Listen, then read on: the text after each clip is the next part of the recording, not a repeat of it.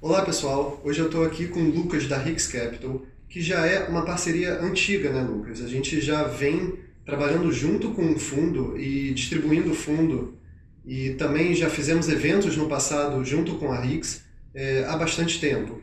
E pela primeira vez, hoje a gente está passando esse vídeo para vocês, além de outros vídeos de outros gestores que já estiveram aqui, que a gente sempre compartilhou as ideias e a filosofia da casa, tá?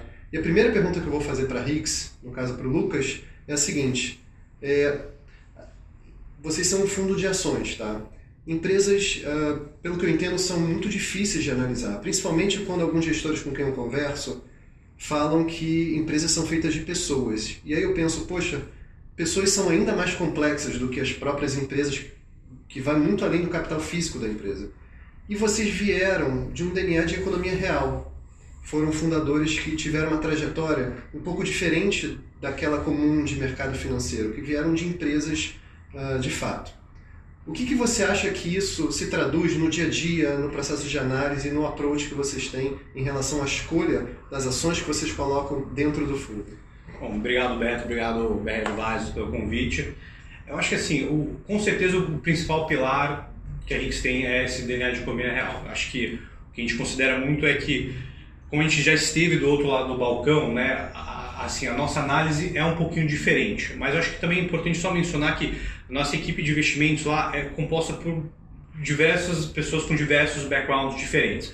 Então tem desde o pessoal que já trabalhou em economia real, o pessoal que já trabalhou em private equity, em outros fundos renomeados aí do Brasil.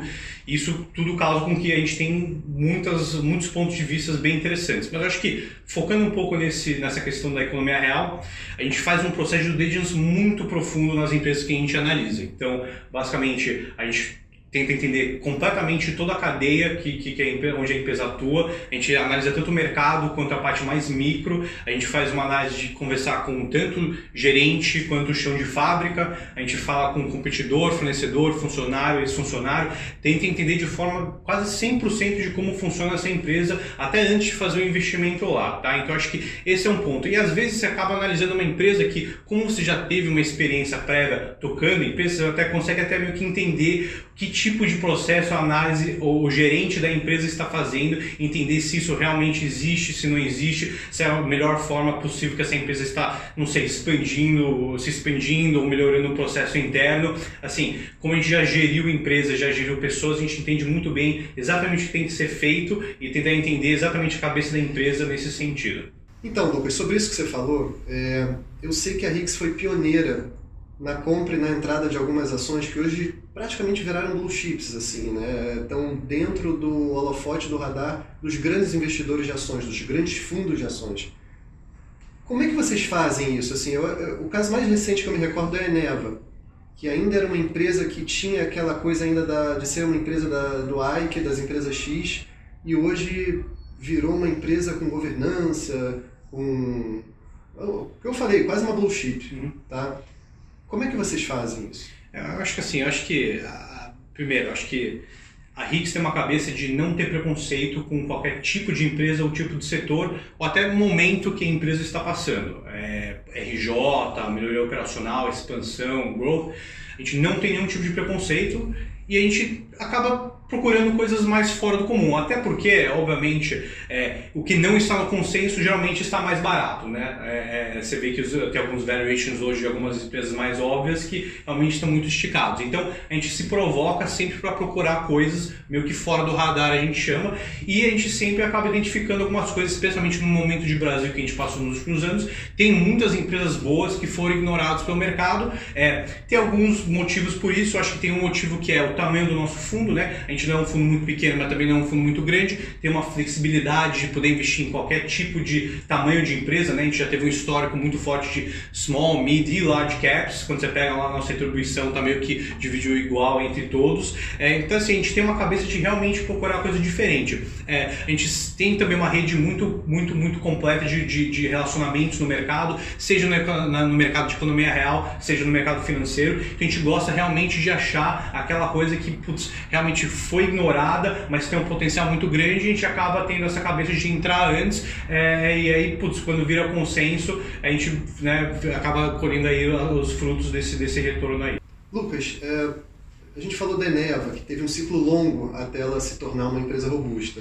Então eu imagino que isso deva acontecer também com outros cases que vocês tiveram, que eu sei ao longo dos anos, tá? O que eu quero saber é o seguinte, na BR Advisors, a gente sempre entende que o cotista é como se fosse um sócio dos gestores. Mais ainda no caso da RIX, que eu sei que toda a cúpula da equipe e os gestores têm o seu dinheiro investido no fundo. Então, tem um alinhamento direto com os cotistas. O que eu quero saber de você e entender como é que vocês alinham isso com os cotistas vocês têm um approach de longo prazo, no fundo, tá? Que é o prazo que, em geral, leva para essas empresas maturarem.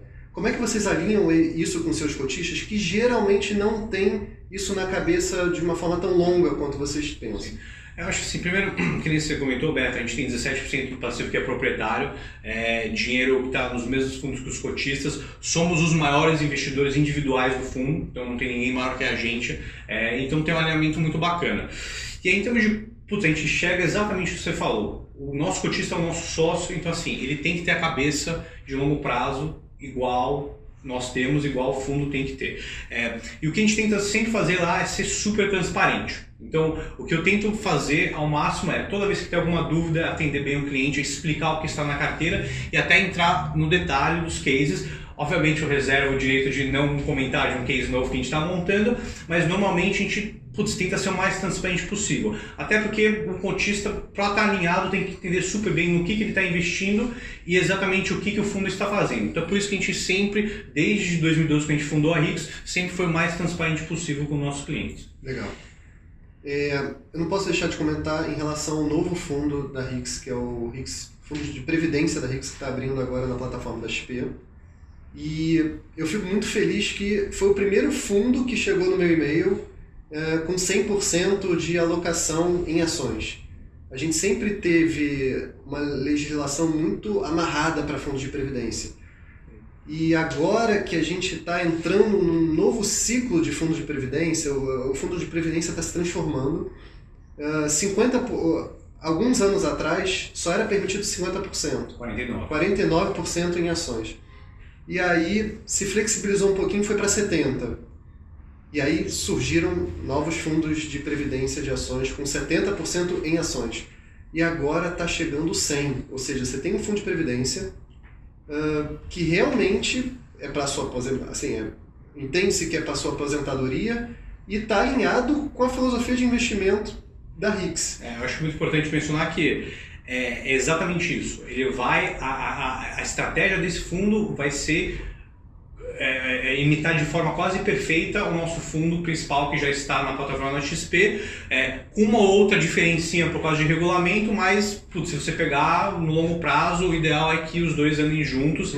E realmente, finalmente, temos um veículo mais eficiente para a Previdência, né? Imagino que depois vai vir alguns outros gestores também, mas para o mercado como um todo isso foi uma coisa muito bacana, então a gente ficou muito animado, foi por isso que a gente tomou essa decisão de criar esse fundo. A gente sempre ficou na dúvida antes dessa legislação nova, mas agora que passou, ficamos muito contentes com a XP também de ser o primeiro fundo para qualificado dentro da grade, e a gente acha que tem um potencial muito grande porque é o melhor jeito para uma pessoa investir o dinheiro de previdência dela. Legal. Lucas, muito obrigado. Foi um prazer.